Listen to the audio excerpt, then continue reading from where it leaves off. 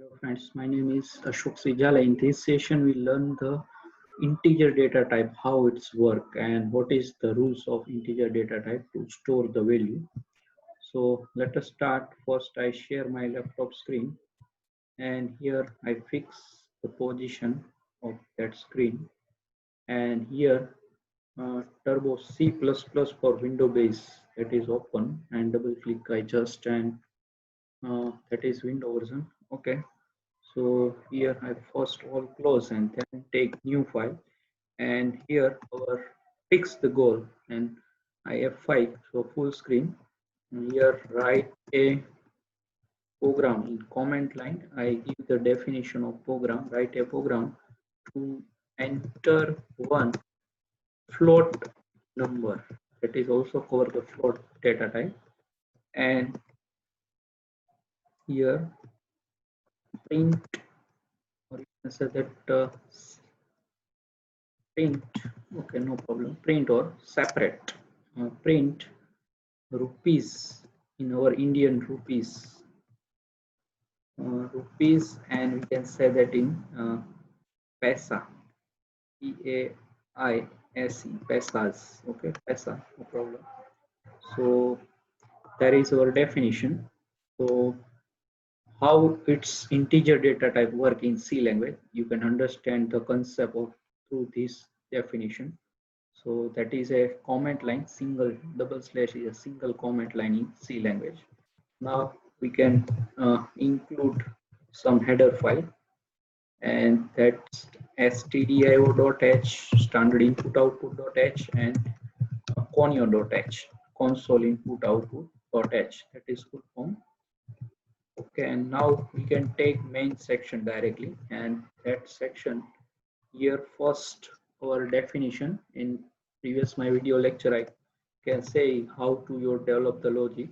So you can find the three word. First is input, then process, and then your you can say that output to a program. So that you find, then you can easily understand your definition. So here our input is one float number. Okay, so we can take one float number. So here like we can give the number.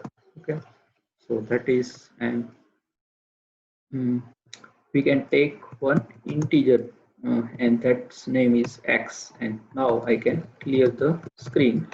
So we can give message from user or programmer, can say that enter one float number, not integer number. So we can give the message, and now scanf, printf, there are two use, print the value and also print the variable value, and message also print.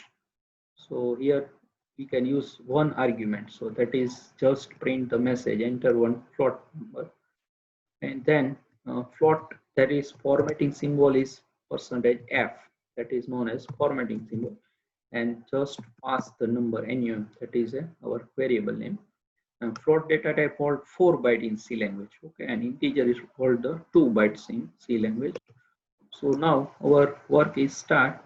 That is input is now clear, that is one number we have to int, and process is to separate this number to rupee and pesas. So here I just here we can change like r for rupees. So here I give the change the variable x to r, so we can understand like r I just assign to float, means number.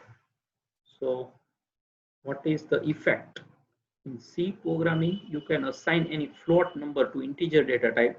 That integer data type truncate the decimal point after the dot, and then decimal point is there, that is truncate, that is the use of integer. So one statement, our goal is now complete, and then we can take like number and second, that is only one line logic, that is only main.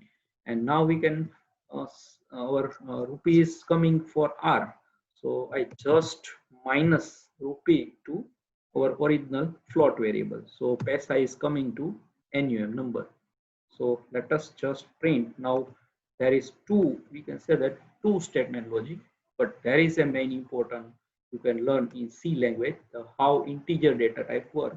So when we can assign any float variable to integer data type, that is a truncate to the decimal part after the point that is known as decimal part, and that is truncated by integer because that hold only you can say that full not after the point that is like whole value. So we can say that in Gujarati punank value or a punank value, that type of meaning. So here that store integer is a whole number.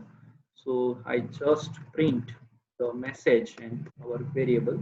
So here first we can give one slash n, and then the rupees or print. So rupees rupee we can say that r because there is rupees, and here we can give the percentage d and that store the r. And now I just okay, no problem, I just print, and that second our the pesa we can say that.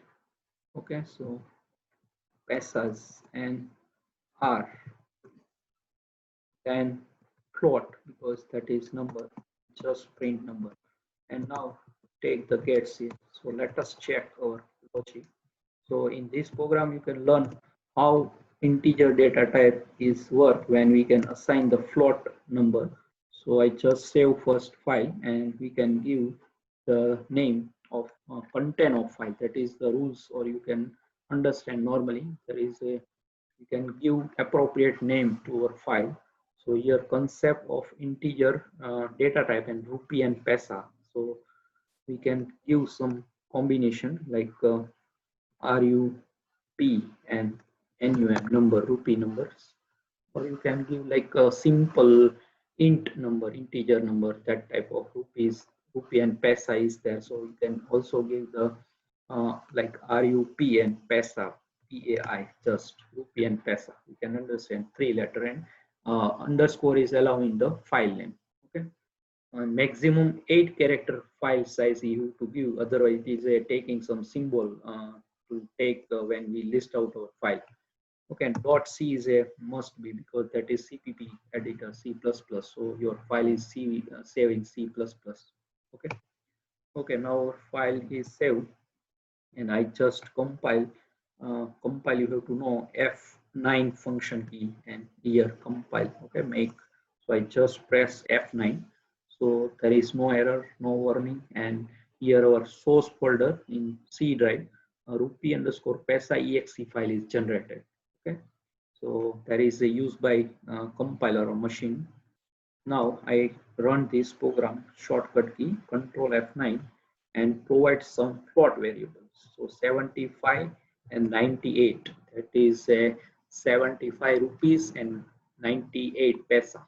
Let us check. Yes, now our output is coming. So here 75. Okay, and after float we can take 2 only. So there are 6 decimal point is there by default, 6. So there is range in 6. So here we provide like just got 2. So only 2 after point 2 value is print. Let us check. First save F2 and you compile F9. So new exe is updated, is exe generated, and then you can again we can give same value 75 98.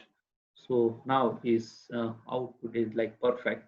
So 75 rupee and 0.98 is pesa. So that is our goal.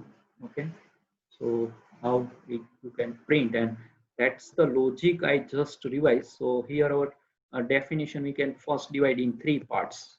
What is the input? So one float number is our input, and then print rupee and pesa, that is our output, and in between how to separate one number to rupee and pesa. So here we can say that integer data type. So that is just we can say that int data type that is not hold the after the decimal point.